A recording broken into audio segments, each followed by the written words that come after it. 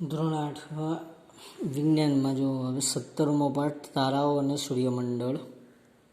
તો પહેલી અને બુજોએ ઉનાળાના વેકેશનમાં તેમના દાદાના ગામની મુલાકાત લીધી. સાંજે જમ્યા પછી તેઓ ઘરના ધાબા ઉપર ગયા. તે સ્વચ્છ અને વાદળરહિત રાત્રિ હતી. તેઓ આકાશમાં આટલી મોટી સંખ્યામાં તેજસ્વી તારાઓ જોઈ આશ્ચર્યચકિત થઈ ગયા. તેમણે તેમના શહેરમાં આટલું સુંદર દૃશ્ય જોયું ન હતું. તો અહીંયા આપણે જોઈ શકીએ છીએ કે આકૃતિમાં એક રાત્રિ આકાશનું ચિત્ર આપેલું છે, જેની અંદર તમે જોઈ શકો કે બુજો અને પહેલી એ આકાશ સામે નજર કરતા હોય અને ત્યાં તારા અને ચંદ્રનું દૃશ્ય નિહાળતા જોવા મળે. તો એ કહે છે કે જ્યારે તે વેકેશનમાં દાદાના ગામની મુલાકાતે ગયા ત્યારે એમને સ્વચ્છ આકાશ જોવા મળ્યું, વાદળ રહિત રાત્રિ હતી અને આવું સુંદર દૃશ્ય તેમણે જોયું ન હતું. એટલે કે પહેલી વાર જ જોવા મળ્યું હતું. તો પહેલીને આશ્ચર્ય થયું કે ગામડાનું આકાશ મોટા શહેરોના આકાશથી આટલું જુદું કેમ? તેના દાદાએ સમજાવ્યું કે શહેરમાં તેજસ્વી પ્રકાશ, ધુમાડા અને ધૂળને લીધે મોટા શહેરોનું આકાશ ભાગ્યે જ સ્વચ્છ હોય છે.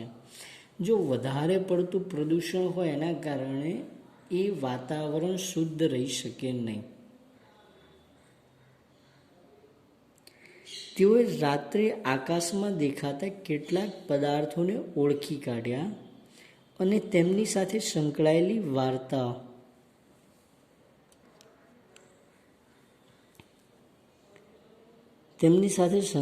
વાર્તાઓ કહી. જ્યાં તેજસ્વી પ્રકાશ ન હોય તથા વાતાવરણ સ્વચ્છ હોય ત્યાં રાત્રિ આકાશને નિહાળવું એક લહાવો છે. મતલબ એને પણ આપણે નિહાળવા માટે ઘણું બધું, જેમ કે આપણે જાણીએ છીએ કે રાત્રે આપણી આજુબાજુમાં જોઈ શકીએ કે જો મોટી બિલ્ડિંગો હોય તો પણ આપણે રાત્રે આકાશને સંપૂર્ણ રીતે નિહાળી શકતા નથી. તો ગામડાની અંદર અહીં આગળ જ્યાં વાતાવરણ શુદ્ધ હતું, જેના કારણે રાત્રિ આકાશ સરળતાથી નિહાળી શકાય છે, કારણ કે એટલા બધા વાદળો કેવું છે ને ઘોર અંધારી તથા સ્વચ્છ રાતે આકાશ તરફ જુઓ. તમે સમગ્ર આકાશમાં પથરાયેલા કેટલાક તેજસ્વી તો કેટલાક ઓછા તેજસ્વી અગણિત તારાઓને જોઈ શકશો. તેમનું ધ્યાનપૂર્વક અવલોકન કરો. શું તે બધા જ ઝબૂકે છે? મતલબ એ ટમટમતા, શું બધા જ પદાર્થો છે એ બધા જ ટમટમતા જોવા મળે? એવું હશે નહીં. બરાબર. તો આગળ છે કે આકાશી પદાર્થો અને તેમની સાથે સંકળાયેલી ઘટનાઓનો અભ્યાસ જે છે એને કહેવાય છે ખગોળશાસ્ત્ર, એસ્ટ્રોનોમી જેને કહેવાય. પ્રાચીન ભારતમાં આપણા પૂર્વજોએ આકાશમાં પદ્ધતિસર અવલોકન કર્યા હતા. ખગોળશાસ્ત્રનું તેમનું જ્ઞાન તેમના સમય કરતાં વધારે વિકસિત હતું. મતલબ એ સમયની દ્રષ્ટિએ જોવા જઈએ તો ઘણું બધું વિકસિત હતું. આકાશમાં સૂર્ય, તારા, ચંદ્ર અને ગ્રહોની સ્થિતિ તેમને કેલેન્ડર અને પંચાંગની રચનામાં મદદરૂપ થતા હતા. આનો ઉપયોગ લોકો તેમના રોજિંદા વ્યવહાર માટે કરતા, તેમજ સમયસર વાવણી અને પાકની પસંદગી માટે પણ કરતા. તમે જુઓ છો અત્યારે શિયાળો ઋતુ ચાલે, તો આ ઋતુની અંદર જે પાક લઈ શકાય એ જ પાક આપણે વાવવામાં આવતો હોય ખેડૂતો દ્વારા. કારણ હવામાન એના ઉપર ખૂબ જ મુખ્ય અસર કરે છે, એટલા માટે.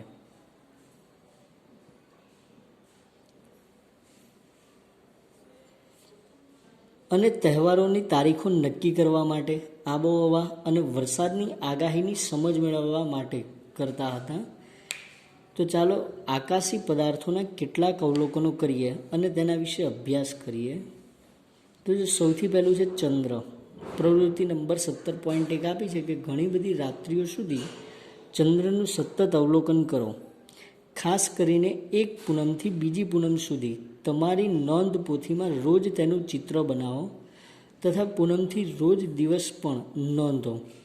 દરરોજ આકાશમાં કયા ભાગમાં એટલે કે પૂર્વ કે પશ્ચિમમાં ચંદ્ર દેખાય છે તે પણ નોંધો. તો જો તમને નીચે ચંદ્રની કળાઓ વિશે પણ દર્શાવેલું ચિત્ર છે. તો શું ચંદ્રના આકારમાં રોજ ફેરફાર દેખાય છે? શું એવા દિવસ પણ આવે જ્યારે ચંદ્રનો આકાર સંપૂર્ણ ગોળ દેખાય? શું એવા દિવસ પણ હોય છે કે જ્યારે આકાશ એકદમ સ્વચ્છ હોવા છતાં પણ ચંદ્ર ન દેખાય? જે દિવસે ચંદ્ર સંપૂર્ણ ગોળ તકતી દેખાય છે તેને પૂનમ એટલે કે ફૂલ મૂન ડે કહે છે. ત્યારબાદ ચંદ્રના તેજસ્વી ભાગનું કદ પાતળું અને વધુ પાતળું થતું જાય છે. 15મા દિવસે ચંદ્ર દેખાતો નથી. આ દિવસને અમાસ એટલે કે ન્યૂ મૂન ડે તરીકે ઓળખવામાં આવે છે. પછીના દિવસે ચંદ્રનો એક નાનકડો ભાગ આકાશમાં દેખાય જેને અર્ધવલયાકાર ચંદ્ર કહે છે.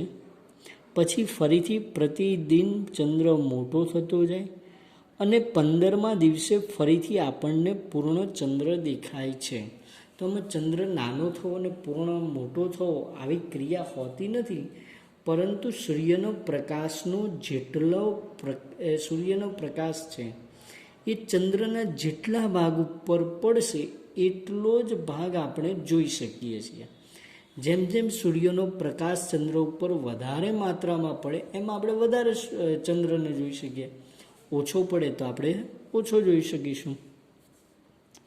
તો ચંદ્રના તેજસ્વી ભાગના મહિના દરમિયાન દેખાતા જુદા જુદા આકારને ચંદ્રની કળાઓ કહે છે. તો ચંદ્રની કળાઓ આપણા સામાજિક જીવનના અગત્યનો ભાગ ભજવે છે. ભારતમાં લગભગ બધા જ તહેવારોની ઉજવણી ચંદ્રની કળાઓ પર આધારિત હોય છે. તેમાં જોઈ શકીએ છીએ કે ઉદાહરણ આપેલા છે કે દિવાળી અમાસના દિવસે ઉજવાય છે. બુદ્ધ પૂર્ણિમા અને ગુરુ નાનકની જન્મ જયંતિ પૂનમના દિવસે ઉજવાય છે. મહાશિવરાત્રિ વદ તેરસના દિવસે ઉજવાય છે. ઈદ ઉલ ફિત્ર બીજના ચંદ્ર દર્શનના દિવસે જ ઉજવાય છે. એક પૂનમથી બીજી પૂનમ સુધીનો સમયગાળો 29 દિવસથી થોડોક વધારે હોય છે. ઘણા કેલેન્ડરમાં તેને એક મહિનો કહેવામાં આવે છે. તો શા માટે ચંદ્ર તેનો આકાર રોજ બદલે છે એના ઉપર બુજો કહે છે. તો જુઓ, એને સમજવા માટે તમને અહીંયા કીધું કે ચાલો સમજવાની કોશિશ કરીએ કે ચંદ્રની કળાઓ શા માટે થાય છે. પ્રકરણ 16માં તમે શીખ્યા કે ચંદ્ર પોતાનો પ્રકાશ ઉત્પન્ન કરતો નથી. જો ચંદ્ર છે એ સૂર્યના પ્રકાશથી પ્રકાશિત છે, પોતાનો પ્રકાશ ધરાવતો નથી. કારણ કે ચંદ્ર એ પૃથ્વીનો ઉપગ્રહ છે. જ્યારે સૂર્ય અને તારાઓ એ પ્રકાશ ઉત્પન્ન કરે છે, આપણે ચંદ્રને જોઈએ છીએ કારણ કે સૂર્યપ્રકાશ તેના પર પડે છે અને તે આપણી તરફ પરાવર્તિત થાય છે. મતલબ જે પ્રકાશ સૂર્યનો ચંદ્ર ઉપર પડ્યો એ પ્રકાશ પૃથ્વી ઉપર પડે પાછો, એટલે પૃથ્વી તરફ આવે ત્યારે આપણે ચંદ્રનો એટલો ભાગ જોઈ શકીએ. ત્યાર પછી આપણે એટલા માટે જ ચંદ્રનો એક ભાગ જોઈ શકીએ છીએ જે ભાગ પરથી સૂર્યપ્રકાશ આપણા તરફ પરાવર્તિત થાય એ જ ભાગ આપણે જોઈ શકીએ. તો જો આકૃતિ 17.3 એમાં બતાવ્યું કે સૂર્યપ્રકાશના પરાવર્તનને લીધે ચંદ્ર દૃશ્યમાન થાય છે. તો તમે જોઈ શકો છો કે સૂર્યપ્રકાશ જે ભાગ સૂર્યનો જે છે પ્રકાશનો ભાગ એ ચંદ્ર ઉપર પડે એટલો જ ભાગ આપણે જોઈ શકીએ છીએ. પ્રવૃત્તિ 17.2 કીધી કે એક મોટો દડો અથવા ઘડો લો, તેને અડધો સફેદ અને અડધો કાળા રંગથી રંગી લો. તમારા 2 મિત્ર સાથે રમતના મેદાન પર જાઓ. જમીન પર 2 મીટર જેટલી ત્રિજ્યાનું વર્તુળ દોરો. આકૃતિ 17.4માં દર્શાવ્યા મુજબ વર્તુળના 8 સરખા ભાગ કરો. જો તમને 17.4 છે એની અંદર પહેલું તો એક છોકરો જે વર્તુળ દોરતો લાગે, પછી 8 સરખા ભાગ, એની અંદર બાજુમાં રહેલી આકૃતિ છે એમાં જો ગોળ ગોળ રાઉન્ડ કરેલા છે, એમ 8 ભાગ કરેલા છે સરખા. તો વર્તુળના કેન્દ્ર પર ઊભા રહો. તમારા મિત્રને વર્તુળના જુદા જુદા બિંદુઓ પર દડો પકડી રાખવાનું કહો. દડાનો સફેદ ભાગ હંમેશા સૂર્ય તરફ રહે તે રીતે રાખવાનો. એટલે જે બાજુ સૂર્ય હોય તે બાજુ સફેદ ભાગ રાખવાનો. જો તમે આ પ્રવૃત્તિ સવાર કરવાના હોય તો દડાનો સફેદ ભાગ પૂર્વ તરફ રાખવાનો રહેશે, અને આ પ્રવૃત્તિ બપોર પછી કરવાના હોય તો દડાનો સફેદ ભાગ છે એ પશ્ચિમ દિશા તરફ રાખવાનો રહેશે, કારણ કે આ બંને દિશા એવી છે જ્યાં આપણને એ જે તે ટાઈમે સૂર્ય જોવા મળશે. દરેક તબક્કે સફેદ અને કાળા ભાગને જુદી પાડતી રેખાને સીધી ઊભી રાખો. ત્રાસું નહીં રાખવાનું, આડોઅવળું નહીં, સીધું જ રાખવાનું એમ કહ્યું છે.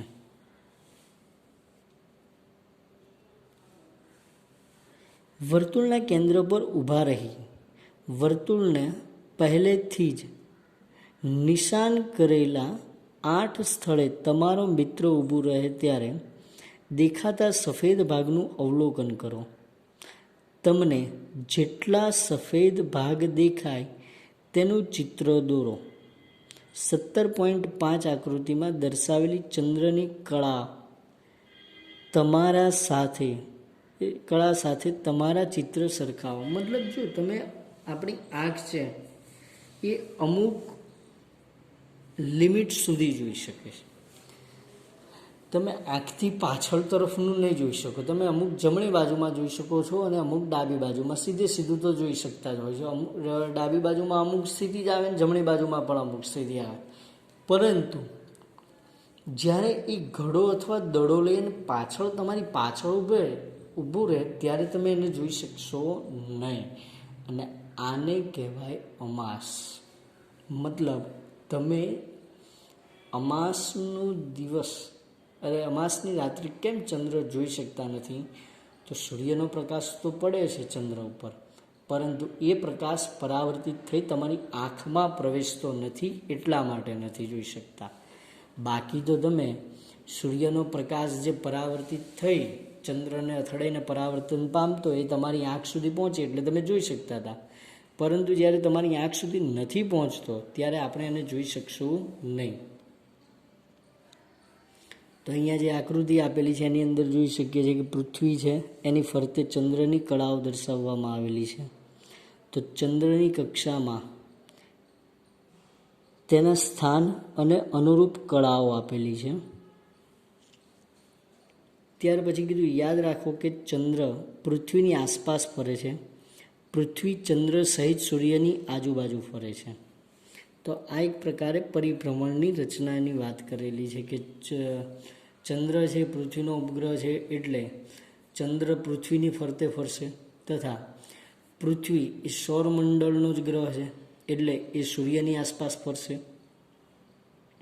તો શું તમે હવે સૂર્ય, ચંદ્ર તથા પૃથ્વીના પૂનમ તથા અમાસના દિવસે એકબીજાના સંદર્ભમાં સ્થાનની કલ્પના કરી શકો છો?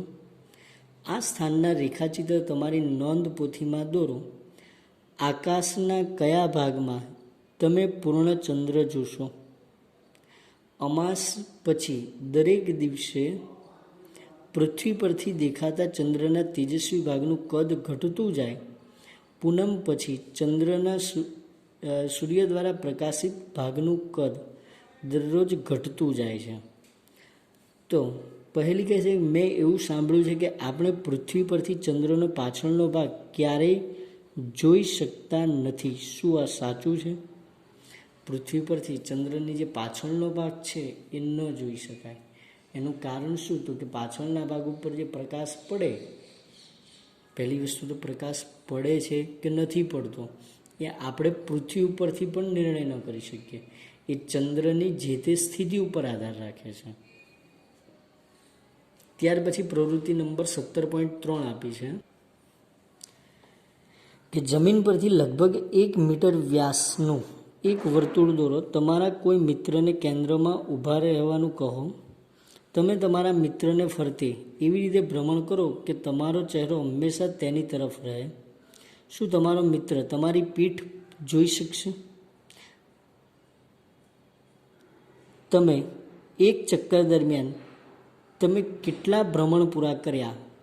ચંદ્ર આ જ રીતે પૃથ્વીની આસપાસ ફરે છે. હવે જો જે પ્રમાણે તમે ફરો એ જ પ્રમાણે ફરે તો પીઠ જોઈ શકશે નહીં. ચંદ્ર પૃથ્વીનું એક પરિભ્રમણ કરે ત્યાં સુધી પૃથ્વી પોતાની ધરી પર પણ એક ભ્રમણ પૂરું કરે. એટલા માટે બંને હંમેશા કેવા રહે? એકબીજાની સામસામે. એટલે પાછળનો ભાગ જોઈ શકશે નહીં. બરાબર. તો ચંદ્ર અને તારાઓ વિશે આજે આટલા સુધી રાખીએ. નેક્સ્ટ આવતા પીરિયડમાં